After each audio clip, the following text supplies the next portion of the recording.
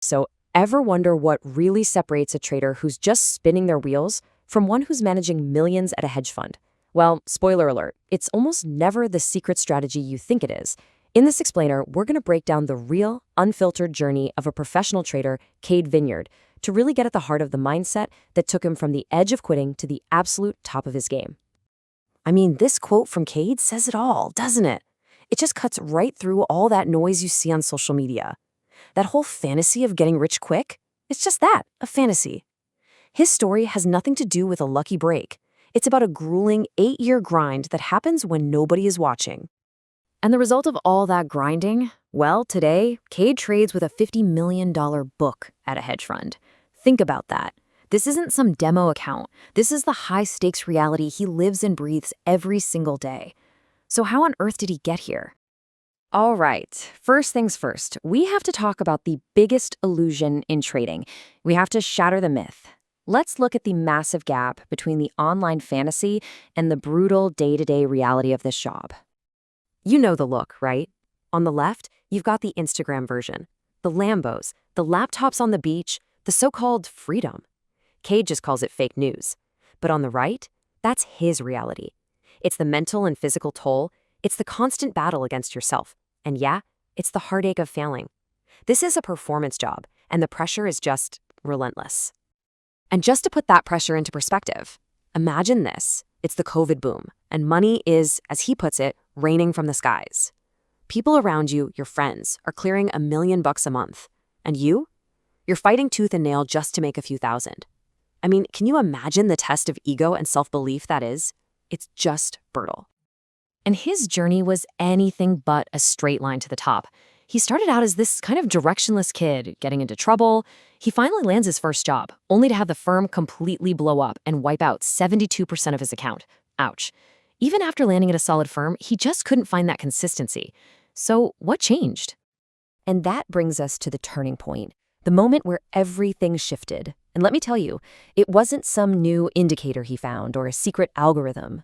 Nope, it was something way more human, way more fundamental. The breakthrough didn't come from within. It came from the outside. A veteran trader, a mentor, saw him putting in the reps, saw the relentless work ethic, even when he was failing. And he just said, I believe in you. That's it. That one simple act of belief was the catalyst that finally stopped the bleeding and gave him permission to start building. And with that external validation, he was finally able to make this massive internal shift. He realized that watching his peers get rich was just destroying his focus. So what was the solution?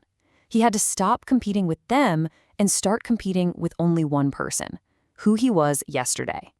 That simple change in perspective, it made all the difference. Okay, so you have this breakthrough. How do you build it into a process you can rely on? Well, Cade's success really stands on 3 core pillars that have almost nothing to do with charts. Honestly, it's more like a philosophy for life, not just for trading. Pillar 1 is all about mindset. It's the internal game. This means you got to check your ego at the door, and you have to fight those self-limiting beliefs. I love this last one. He views challenges, like sending a cold email, as an asymmetric trade. What's the downside? They say no, and you're exactly where you were. But the upside, it's basically unlimited. Pillar 2 is all about who you surround yourself with, your environment. This is so critical. It's about finding those mentors who see your potential. It's having a supportive partner who has your back when things get dark. And this is huge.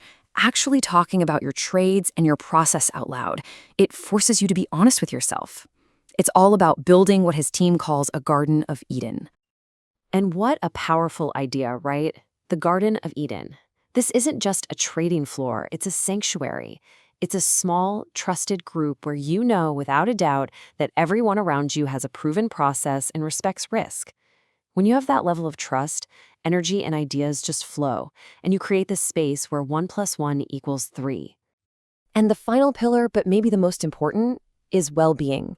Look, for Cade, this is not an optional extra. It's the foundation of everything. He's open about the fact that he was so focused on success that he literally made himself physically and mentally sick.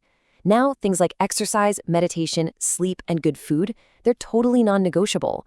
Because at the end of the day, you can't separate the health of the trader from the health of their P&L. So, you put it all together. You've dialed in your mindset, you've built your Garden of Eden, and you're taking care of your health. That's it. You've made it. It's smooth sailing from here on out, right? Well, not exactly.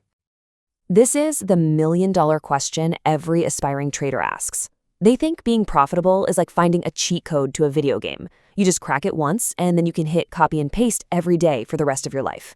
Yeah, the market usually has other plans. And here it is, the stark, cold reality for every single pro. There is no holy grail. There is no such thing as a permanent edge. The market is a living, breathing thing. The strategy that made you money last year, or even last week, could be totally useless tomorrow. The only constant is change, and you either adapt or you die.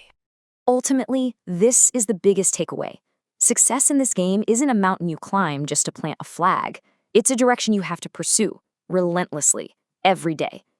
So the real question you should be asking yourself isn't, what's my strategy? It's, is the process I'm building right now? Is it robust enough? Is it flexible enough to survive the market of tomorrow?